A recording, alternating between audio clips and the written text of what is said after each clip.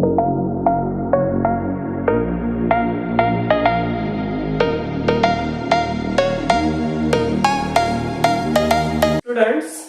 अब हम स्टडी करेंगे the terms related to the circular motion जो हमें पता होनी चाहिए। जैसे कि फर्स्ट टर्म है radius vector. What it is? It is a vector or a line drawn from the center of the circular track to the position of an object। उस vector को जो सेंटर से निकलकर पोजीशन तक हमने draw किया है उसे हम कहेंगे रेडियस वेक्टर। ठीक है, फिर से एक बार देख लीजिए।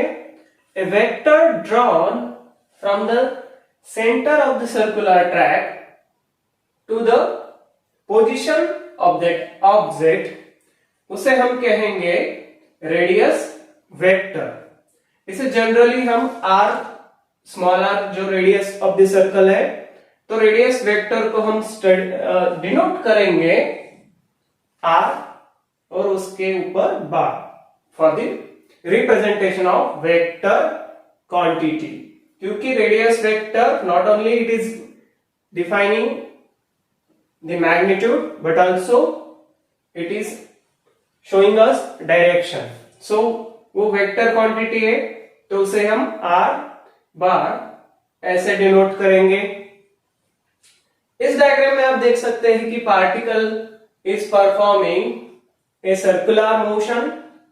तो स्टार्टिंग पॉइंट है पार्टिकल की कैपिटल A। तो रेडियस वेक्टर क्या हुआ? Centre of the circle is O। वहां से पार्टिकल की पोजीशन कैपिटल A, वहां तक हमने एक लाइन ड्रॉ की, वेक्टर ड्रॉ किया, तो उसे हम कहेंगे रेडियस वेक्टर। तो इस डायग्राम में O A बार ये क्या है? Radius vector. ऑल्सो पार्टिकल जो है पॉइंट ए से लेकर पॉइंट बी तक आफ्टर सम टाइम और मोशन मूव होके वहां तक गया पार्टिकल पोजीशन बी तक। तो वहां भी हमने अगर वेक्टर ड्रॉ किया, अब पोजीशन ऑफ द पार्टिकल क्या है? At B. तो हमने एक वेक्टर ड्रॉ किया from centre O to the position of that particle that is B. तो यहां पे O B बार, ये भी क्या है? एक रेडियस वेक्टर है। Are you getting this point? This is simple term related to the circular motion that is radius vector. Second जो क्वांटिटी है सर्कुलर मोशन से रिलेटेड जो कि आपको पता होनी चाहिए, वो है वेरी इंपॉर्टेंट एंगुलर डिस्प्लेसमेंट।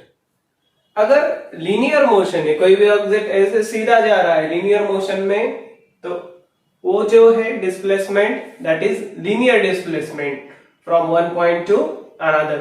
वैसे ही सर्कुलर मोशन अगर कोई ऑब्जेक्ट परफॉर्म कर रहा है तो वो जो डिस्प्लेसमेंट उसमें है तो वो है एंगुलर डिस्प्लेसमेंट से हम डिनोट करेंगे। ओके स्टूडेंट्स, तो angular displacement generally it is denoted as theta, क्योंकि वो एंगल के फॉर्म में है।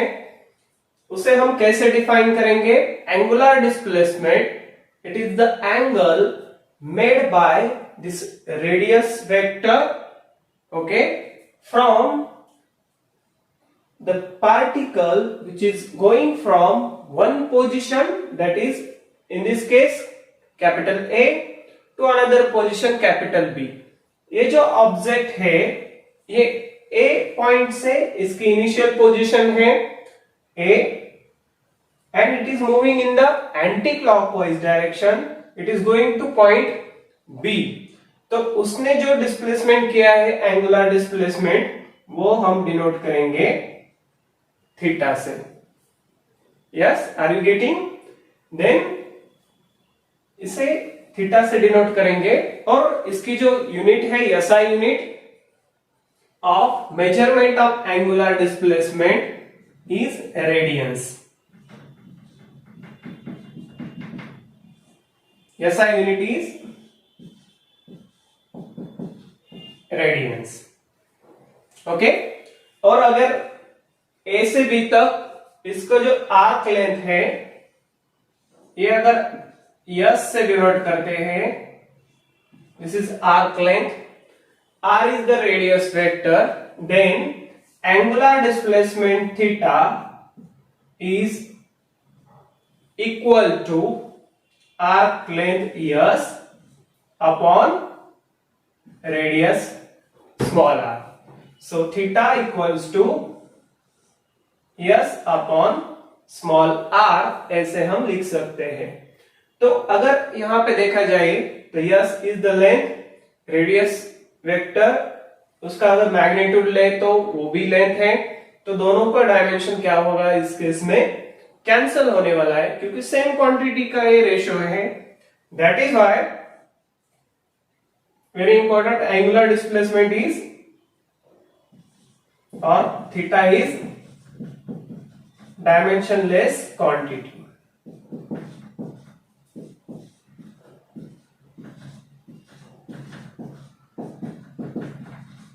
Are you clear?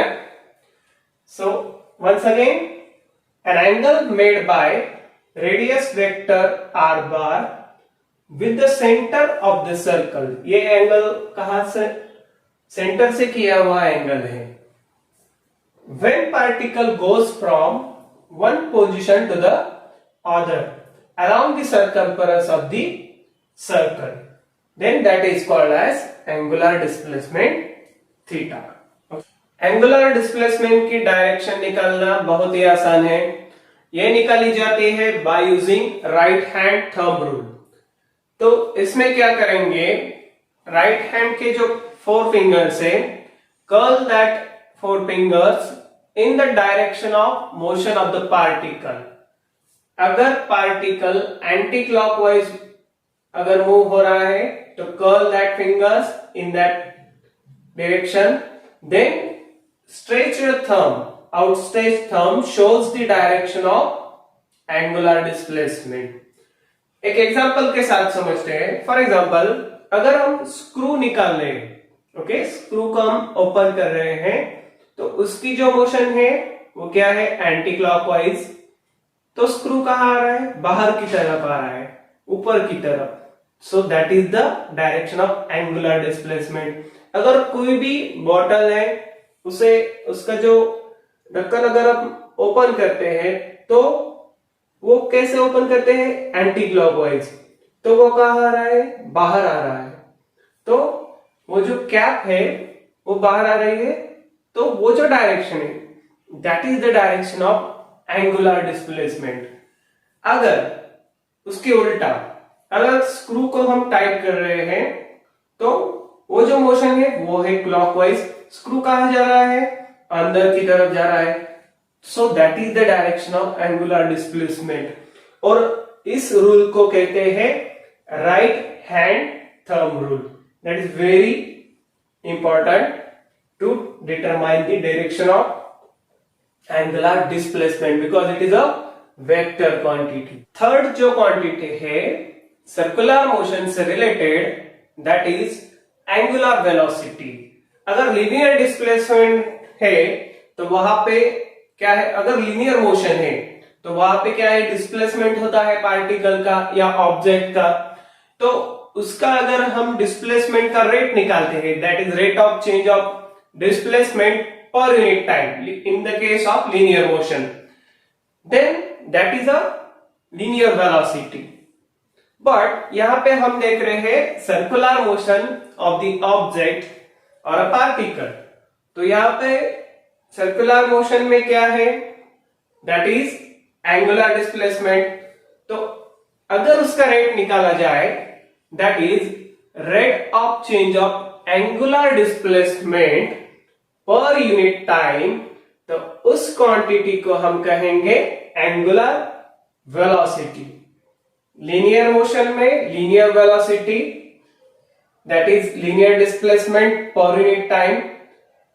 Circular motion में angular velocity, that is angular displacement per unit time. इसे हम डिनोट करते हैं by the symbol omega bar because it is a vector quantity. तो अगर लिखा जाए तो omega bar can be written as angular displacement theta per unit time. So this is the formula to determine angular velocity of the particle performing circular motion. Then अगर इसका SI unit निकाला जाए तो बहुत ही सिंपल है। उसकी basic quantities क्या है? Angle, angular displacement and per unit time. Angular displacement measure किया जाता है रेडियंस में एंड टाइम मेजर किया जाता है SI यूनिट इज सेकंड। तो यूनिट निकल कर आया एंगुलर वेलोसिटी का radians per second. Are you clear? Then one more thing students, अभी मैंने कहा था कि एंगुलर वेलोसिटी क्या है? वेक्टर क्वांटिटी है, तो इसको डायरेक्शन भी होनी चाहिए। यस, बिल्कुल है। फिर इसकी डायरेक्शन कैसे निकालते हैं? Just before this term, second term हमने देखी थी एंगुलर डिस्प्लेसमेंट। वहां पे भी हमने एंगुलर डिस्प्लेसमेंट जो कि वेक्टर क्वांटिटी है उसकी डायरेक्शन हमने डिटरमाइन की थी by the right hand thumb rule. Curl fingers in the direction of motion and the outstretched thumb of the right hand shows us the direction of angular displacement। तो angular velocity का कोई दूसरा rule नहीं है अलग, वही है, मतलब जो भी डायरेक्शन angular displacement की निकल कर आएगी by using that right hand thumb rule, वही सेम डायरेक्शन होगी angular velocity की। Are you clear? Then फिर कह सकते हैं हम, अगर पार्टिकल एंटी क्लॉकवाइज मूव हो रहा है तो direction of angular velocity will be upward, that is out of the board. अगर क्लॉकवाइज मूव हो रहा है तो direction, curl fingers in that direction, thumb is going into the board. Okay, so that is the direction of angular velocity. Anti clockwise out of the board, इसे हम dot से denote करते हैं, और clockwise inside the board, into the board, उसे हम cross से denote करते हैं। So this is about the term angular velocity. Fourth quantity है स्टूडेंट सर्कुलर मोशन से related, that is the angular acceleration. उसे हम डिनोट करते हैं alpha bar. It is also vector quantity. देखिए लीनियर मोशन में क्या होता है, शुरुआत में डिस्प्लेसमेंट, लीनियर डिस्प्लेसमेंट कह सकते हैं, उसका अगर हम रेट निकालते हैं तो that is giving us linear velocity, उसे हम स्मॉल v से डिनोट करते हैं।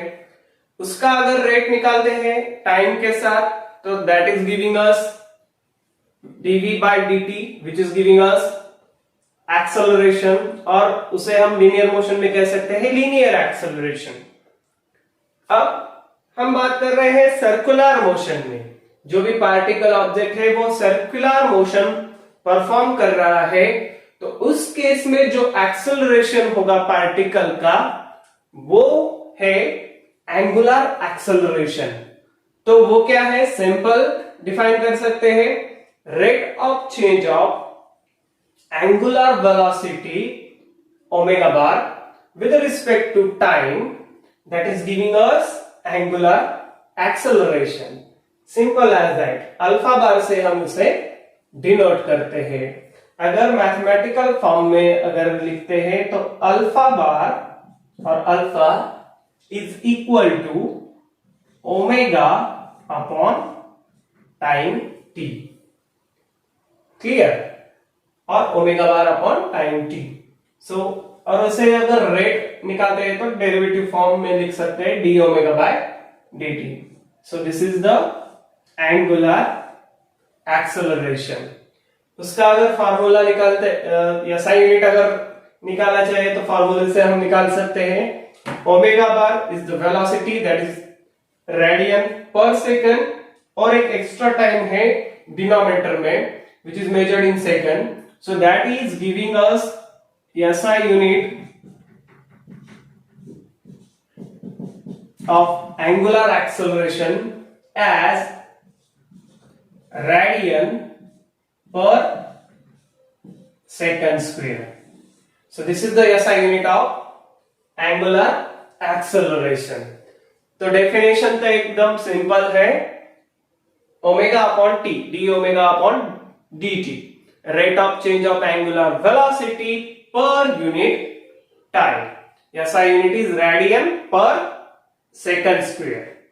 Then coming to the direction of angular acceleration, हमें पता है कि एंगुलर एक्सेलरेशन एक वेक्टर क्वांटिटी है, तो इट मस्ट हैव डायरेक्शन। तो उसकी डायरेक्शन निकालने की मेथड भी बहुत सिंपल है, एक पर्टिकुलर कुछ रूल नहीं है। ओमेगा बार जो है एंगुलर वेलोसिटी, उसकी डायरेक्शन और एंगुलर एक्सेलरेशन की डायरेक्शन क्या होगी, सेम होगी। अगर जो मोशन है वो क्या हो रही है, circular motion is increasing, okay, उसकी स्पीड अगर इंक्रीज हो रही है, omega bar is increasing, then omega bar and alpha bar that is they both are having same direction. Alpha bar और ओमेगा बार की डायरेक्शन सेम रहने वाली है। सिंपल। कब, किस सिचुएशन में, अगर speed of that circular motion की जो स्पीड है, मतलब एंगुलर वेलोसिटी अगर इंक्रीजिंग है, omega bar is increasing, then उस केस में क्या होने वाला है, alpha bar and omega bar both are having same direction, are having same direction। अगर ओमेगा बार अपवर्ड है तो अल्फा बार भी अपवर्ड रहेगा। अगर ओमेगा बार डाउनवर्ड निकल के आया तो अल्फा बार की डायरेक्शन भी डाउनवर्ड भी रहने वाली है। Are you clear? Then second case क्या हो सकता है, that speed can be decreasing, that is omega bar decreasing,